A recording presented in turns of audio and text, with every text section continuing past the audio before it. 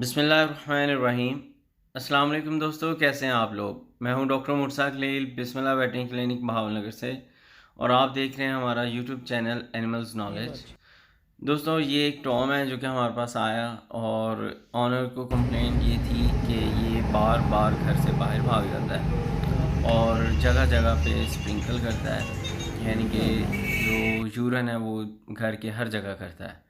तो फिर हमने उनको मशवरा दिया कि आप इसकी न्यूट्रल करवा लें इसको, और उससे ये फ़ायदा होगा कि इसकी ये हैबिट ख़त्म हो जाएगी और ये जो घर से बाहर जाता है वो भी ख़त्म हो जाएगी और एग्रेसिवनेस भी ख़त्म हो।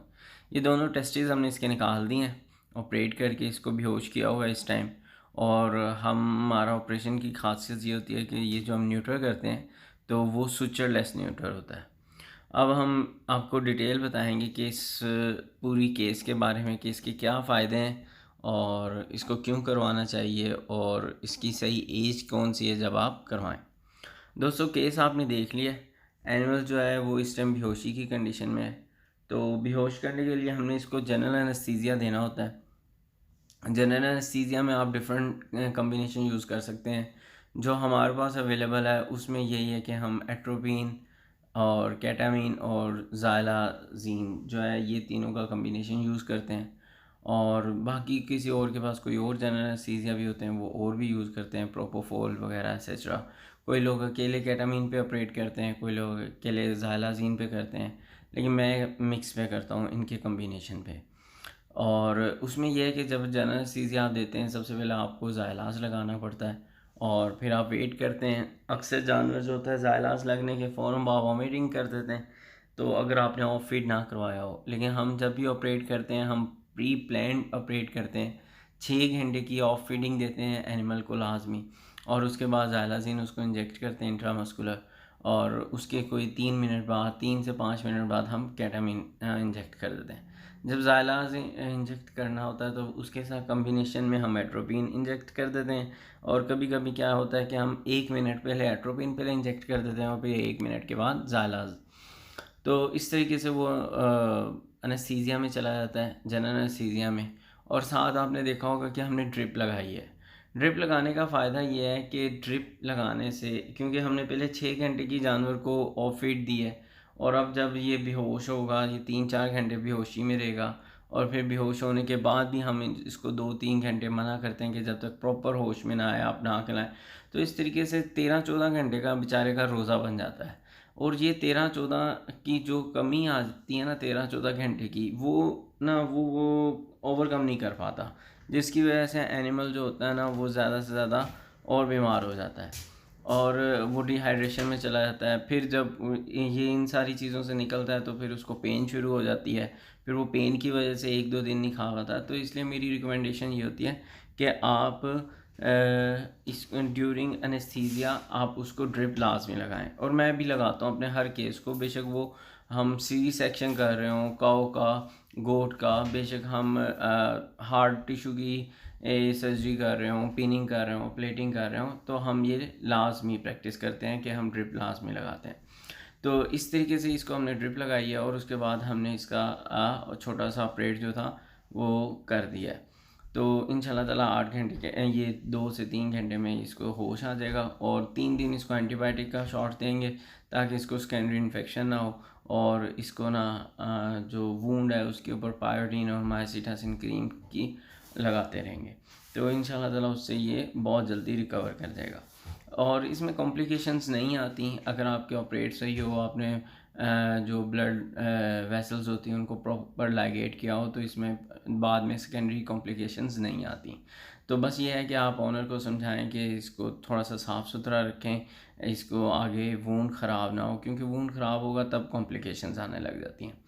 अच्छा, इसको करवाने का क्या फ़ायदा है, जैसे मैंने आपको बताया कि ऑनर की कंप्लेन ये आ रही थी हमें कि ये ना जगह जगह पे यूरन अस्सलाम स्प्रिंकल वालेकुम करता है दोस्तों, कैसे हैं आप और लोग। घर में मैं हूं हर डॉक्टर जगह जहाँ मुर्साक इसका लील दिल करता बिस्मिल्लाह है वेटरनरी दीवारों के क्लिनिक पास इर्द भावनगर से। गिर्द। बेसिकली क्या और आप होती है देख कि रहे हैं इनके हमारा अंदर यूट्यूब चैनल एग्रेशन होता है, ये एनिमल्स मेल होते हैं नॉलेज। टॉम, और इनके अंदर एग्रेशन होता है और ये यूरन करके अपनी बाउंड्री लगाते हैं। वो कहते हैं कि ये मेरी बाउंड्री है, आप कोई और बिल्ला इस बाउंड्री के अंदर नहीं आ सकता।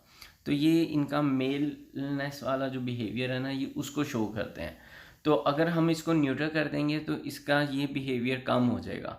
अल्टीमेटली जब उसके अंदर वो हार्मोन्स नहीं होंगे तो उसके अंदर जब टेस्टोस्टेरोन एक हार्मोन होता है जो मेलनेस को करता है, एग्रेसिवनेस वगैरह सारी उसी की वजह से होती है। जब वो हार्मोन की प्रोडक्शन कम हो जाएगी तो उसके अंदर ये एग्रेसिवनेस कम हो जाएगी और फिर ये स्प्रिंकल करना छोड़ देगा, उसी जगह यूरिन करेगा जिस जगह आपको रिक्वायर होगा। आप अगर उसको ट्रेन करेंगे तो वो उसी जगह पे करेगा।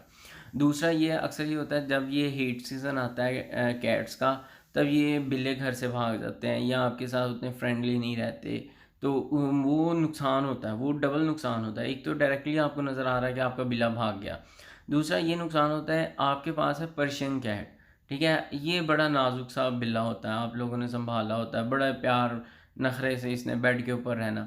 जब ये ऐसे बाहर भागता है दूसरी बिल्लियों के पास जाता है तो वहाँ पे वाइल्ड बिल्ले होते हैं जो कि हमारे आम शहर में हमारे जो देसी बिल्ले हैं वो होते हैं, और वो पकड़ के इनकी छितरोल कर देते हैं। और वो इतनी बुरी छितरोल करते हैं कि आप अंदाज़ा भी नहीं लगा सकते अगर आपका एक्सपीरियंस नहीं हुआ हुआ। और यहाँ फिर क्या होता है कि इनको पता नहीं चलता, इनके पीछे कुत्ते पड़ जाते हैं, डॉग्स पड़ जाते हैं, डॉग बाइट हो जाती है और फिर इनकी बेचारों की जान खतरे में आ जाती है और मर जाते हैं। न्यूट्रल करवाने से आपको ये सारी चीज़ों की परेशानी ख़त्म हो जाती है, ये आपके साथ और ज़्यादा फ्रेंडली हो जाते हैं और उसके अलावा ये सेहत में भी और ज़्यादा अच्छे हो जाते हैं। अगर पहले आपके बिल्ले का वज़न 3 किलो था, अगर आप ये इसको स्पेइंग करवा लेंगी, सॉरी न्यूट्रल करवा लेंगी, तो उसके बाद इसका वज़न जो होगा वो 5 किलो 4.5 किलो पे पहुंच जाता है। इसकी फीडिंग हैबिट्स ज़्यादा अच्छी हो जाती हैं, ये आपको तंग करना छोड़ देता है और ये बेहतरी की तरफ हो जाता है। और उसके बाद यह अगर इसके अंदर पहले एग्रेशन था कि ये आपको मारता हो, घर में दूसरे लोगों को मारता हो, तो ये वो चीज़ भी इससे ख़त्म हो जाती है और जो जगह जगह यूरन करते हैं वो वाली हैबिट भी इनकी ख़त्म हो जाती है।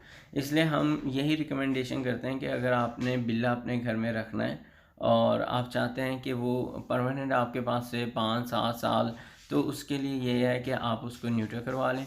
और न्यूट्रल करवाने की जो एज है वो हम मोर देन 6 मंथ्स पे हम रिकमेंड करते हैं कि जब 6 माह का हो जाए, उसको प्रॉपर वैक्सीन्स वगैरह हो जाएं, उसके ऑर्गन्स वगैरह हर चीज़ डेवलप हो जाए, वो अडल्ट फेज़ में जाना शुरू हो जाए, तो तब आप उसको न्यूट्रल करवा लें। अक्सर लोग होते हैं वो पहले ही करवा लेते हैं 6 मंथ से भी पहले, लेकिन उसका नुकसान भी होता है। उसमें ये होता है कि प्रॉपर जो फीचर्स होते हैं ना एक ब्रीड के, वो फिर ज़ाहिर नहीं हो पाते। और आप ये है कि 6 माह के बाद आप न्यूट्रल करवा लें, और इसमें कोई मौसम का कोई मसला नहीं है, आप सर्दियों में भी करवा सकते हैं, आप गर्मियों में भी करवा सकते हैं, उसका कोई इशू नहीं है। न्यूट्रल करवाने से आपका बिल्ला आपके साथ ज़्यादा फ्रेंडली होगा और आप लोगों को इसके मुताबिक इसकी परेशानियां कम होंगी। उम्मीद है दोस्तों आपने इस वीडियो में सीखा होगा न्यूट्रल के फ़ायदे, न्यूट्रल कैसे करना है और न्यूट्रल के मामलात क्या होते हैं। अगर आपको भी अपने बिल्ले को न्यूट्रल करवाना है तो आप किसी भी वेटरनरी डॉक्टर से रब्ता कर सकते हैं। अगर आपने हमसे करवाना है तो आप हमारे स्क्रीन पर दिए हुए नंबर से रब्ता कर सकते हैं। अगर आपको हमारी वीडियो अच्छी लगी हो तो हमारा चैनल सब्सक्राइब करें। शुक्रिया, अल्लाह हाफ़िज़।